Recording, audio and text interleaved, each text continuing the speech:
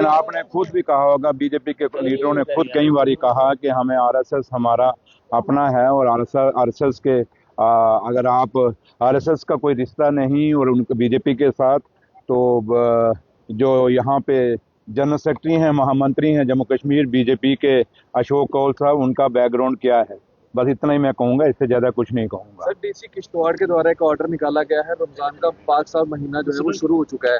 इस महीने में ज़कात जो है वो काफी ज्यादा दी जाती है, और इस ज़कात के ऊपर जो है वो निगरानी रखी जाए, इस मुजब जो है उन्होंने ऑर्डर निकाला। उन्होंने कहा है कि जो पहले भी इंस्टांसेस आए हैं जहां डोनेशन कलेक्शन होती है उसका इस्तेमाल सबवर्सिव एक्टिविटीज के लिए किया जाता है, तो सिर्फ जिनको वक्फ जो है ऑथराइज करेगा वही डोनेशन कलेक्शन कर सकते हैं। ये किसने निकाला? डीसी किश्तवाड़। अब मुझे नहीं लगता है कि डिप्टी कमिश्नर्स को इन रिलीजियस मसलों में पढ़ना चाहिए, लेकिन अब नया दौर है, नया जमाना है, नए ऑफिसर हैं, अभी नए नए हैं, तो अपने कद से ज़्यादा जब किसको मिल जाए तो वो ज़्यादा ही अपनी पावर दिखाता है, तो लिहाजा आप करने दीजिए। लेकिन है कि हम तो यही कहेंगे ऑफिसरों को, रिलीजियस मसलों पे ना ही कुछ ज़्यादा करें, तो ना ही ज़्यादा बोलें तो अच्छा रहेगा, और मैं भी रिलीजियस मसले पे ना ही ज़्यादा बोलूँ, क्योंकि ये अपने अपने रिलीजन का अपना अपना अंदरूनी मसले होते हैं। लेकिन इसमें हम लोगों का इतना लगता नहीं कि हमें उस पर ज़्यादा कोई तबसरा करना चाहिए, बोलना चाहिए। जो कल आपने बात की उस पर बीजेपी टारगेट आपको करे, जिस पर आपने कहा कि ये एनएलयू और टेलीविजन के बीजेपी के लोग हैं, उन्होंने कहा कि ये सिद्ध करके दिखाएं कि ये हमारे लोग हैं, हम बिल्कुल इनको सपोर्ट कर रहे हैं, इनके काज को सपोर्ट। मैंने आपको, और आप सब बड़े सीनियर जर्नलिस्ट हैं और आज से नहीं जमाने से आप लोग पत्रकारिता कर रहे हैं, आप भी जम्मू शहर के बच्चे बच्चे को जानते हैं। यहाँ तक एनएलयू का ताल्लुक है, एक बड़ा जेन्युइन मुद्दा है, हर आदमी का हक है, कश्मीर वालों का अपना हक है वो अपनी डिमांड करें, जम्मू वालों का अपना हक है वो अपनी डिमांड करें। खिता पीर पंचाल के लोग हैं जहाँ से मैं आता हूँ, हमारा भी अपना हक है कि खिता पीर पंचाल में एनएलयू बने, और चुनाव वैली है उनका अपना हक है, वो भी डिमांड करते हैं, हर आदमी का हक है, इसमें कोई शक नहीं कि डिमांड रखना जायज़ है। डेली वेजेस की डिमांड है, जायज़ है, और कोई भी आदमी ये नहीं कहेगा कि डेली वेजेस की रेगुलेशन की डिमांड जायज़ नहीं है। जो भी मुद्दे जो लोगों से जुड़े हुए हैं, जो आने वाली जनरेशन के साथ जुड़े हुए हैं, वो अगर कोई लोग आम लोग रखते हैं तो उसमें कोई नहीं है, वो सरकार भी मानती है। लेकिन जहाँ तक मैं ताल्लुक है कि बीजेपी का, आप देखें कि बीजेपी जब से ये सेशन लगा हुआ है, आप मुझे बताएं अपनी अपनी कॉन्स्टिट्यूंसी के कितने के मुद्दे उठाए। मैंने कल भी कहा था, आज भी कहता हूं, कुछ एमएलए को देखो, है वो उधमपुर के सवाल लगाते हैं निशारा के, है कोई वहां का आरसपुरा का सवाल लगाता है पूरे जम्मू कश्मीर का। ओ भाई, ये हाउस है और ग्रांट्स डिस्कशन हो रही है, ये बजट सेशन है, और बजट सेशन में क्या होता है कि अपने अपने मुद्दे हाईलाइट करिए। कहीं आपको स्कूल चाहिए, कहीं कॉलेज चाहिए, कहीं ब्रिज चाहिए, कहीं रोड चाहिए, हॉस्पिटल चाहिए, ये मुद्दे जो मैं अपने समझता हूँ और आप लोगों को भी पता है, ये सेशन उस चीज का है। और ये लोग क्या करते हैं, ऐसे ऐसे लोग सिर्फ जब पीछे से पता नहीं कहाँ से उठ के आते हैं और कहाँ से, जिनको तजुर्बा ही नहीं। अब मैं फिर कुछ बोलूंगा सुबह सुबह, फिर बस शाम ऐसे ही निकल जाएगी। तो इनको ये जो दो तीन है, मैं सारे बीजेपी के लोगों को नहीं कहता, लेकिन कुछ ऐसे हैं, सिर्फ उनको अपनी नॉलेज ही नहीं कि हम किस लोगों ने हमें किस लिए चुना हुआ है, जिन मुद्दों के लिए चुना है वो उस पर बात ही नहीं करते।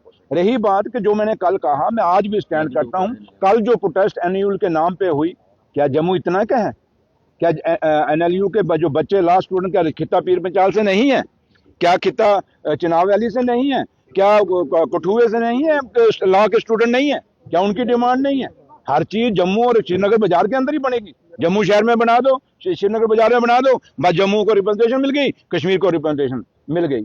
ये नहीं चलेगा मेरे भाई, ये नया दौर है, नए लीडर जीत के आए हैं, अपने अपने इलाके की जरूरतों को समझते हैं, और ये चंद लोग उठ के यहाँ आके एनएलयू के नाम पे सियासत करेंगे, नहीं करने देंगे। कल जो पूरी सियासत थी वो बीजेपी की प्लांटेड थी, और आपका उसका अंदाजा इसी से लगा लें कि एक उठता है वो इनका एमएलए जिसको अपनी कॉन्स्टिट्यूंसी की कम फिक्र है, अब उसकी कॉन्स्टिट्यूंसी का ध्यान मैं ही रखूंगा, मैं जाऊंगा वहां टूर टार करूंगा, जो उधमपुर से आता है, वो ज्यादा अपने आप को काबिल समझता है। वो उठा, उसने विरोध किया, जनाब बाहर एनएलयू पे डिमांड कर रहे थे बच्चे, उनके ऊपर लाठीचार्ज हो गया, और जनाब और साथ ही वो बैनर निकाल लेते हैं।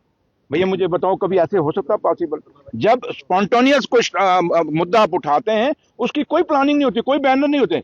ठीक है, अगर मुद्दा उसने उठाया, उठा के बैठ जाओ, लेकिन वो एक इशू क्रिएट करना चाहता था और लास्ट 10 मिनट में किया, पूरा दिन नहीं किया।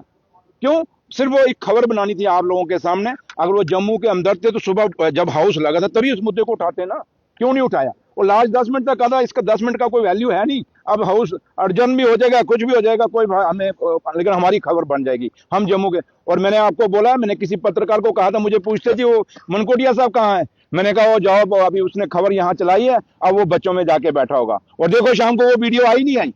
मैं इनका पेती हूँ यार, मैं जानी जान है ना, मैं जानता है ना, जो 1.25 साल लाए ना अग्निवीर बन के इनके बीच में, मैं पहचानता हूँ इनकी नीयत और नीति दोनों है बीजेपी वालों को। ये सिर्फ खबर है। और अब देखो वही बात हुई, अंदर बोला, 10 मिनट के बाद वो बच्चों के बीच में पहुंचा होता। बताओ ये ड्रामा नहीं, ये नाटक नहीं, तभी मैं कहता हूँ इनका नार्को टेस्ट कराओ, झूठे हैं। चलो चौधरी मेंबर खटाना साहब ने कहा है कि शेख अब्दुल्ला और नेहरू ने जो है जम्मू कश्मीर में मुसलमानों को कत्ल करवाया। उसको बोलो जो तू कत्ल कर रहा है ना, जो जम्मू कश्मीर का पैसा, तू राज्यसभा मेंबर था और मैं एलओपी साहब को सुन रहा था।